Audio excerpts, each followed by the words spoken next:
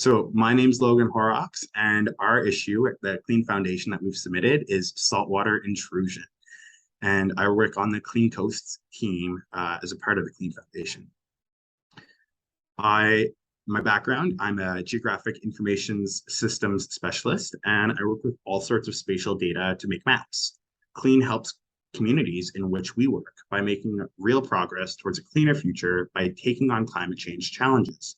We bring together specialized teams to work on complex problems, delivering clean projects and programming for communities. We're here to make the biggest impact for a cleaner world. At Clean Coasts, we foster coastal resiliency in Atlantic Canada by researching and restoring ecosystems and supporting communities through knowledge and skills training. We implement nature-based solutions to work with ecosystems, and we rely on our large network of partners to complete these projects. On my team as well is Alan Beck, our restoration specialist, and our manager, Charlene.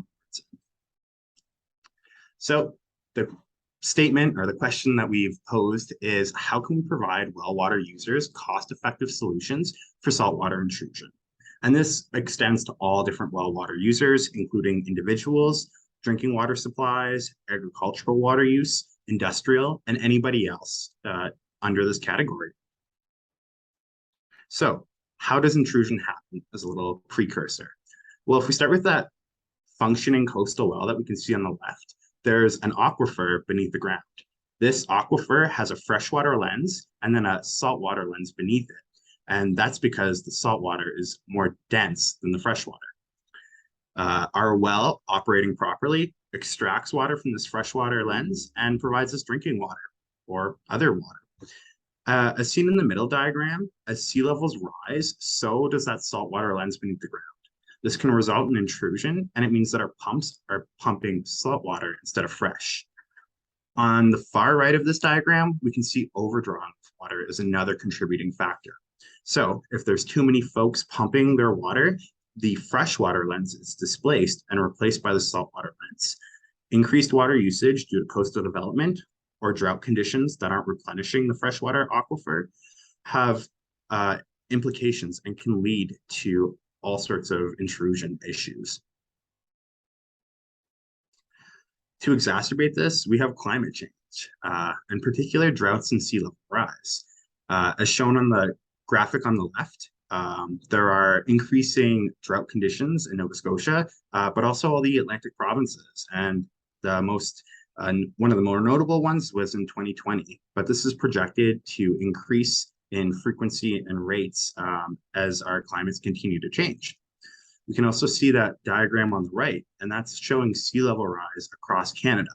I want us to focus particularly on the east and west coasts, where we see elevated sea level rise projections. And in particular, in the maritime provinces, we have some of the highest rates of sea level change, extending from 75 to 100 centimeters over the next 100 years. This is going to put more stress on our aquifers as we're increasing both the sea level and then increasing our usage while reducing the replenishment that occurs. This map is showing where we know that wells are in Atlantic Canada, or at least for PEI, Nova Scotia, and New Brunswick. The well datasets aren't available for Newfoundland, otherwise it would have been included.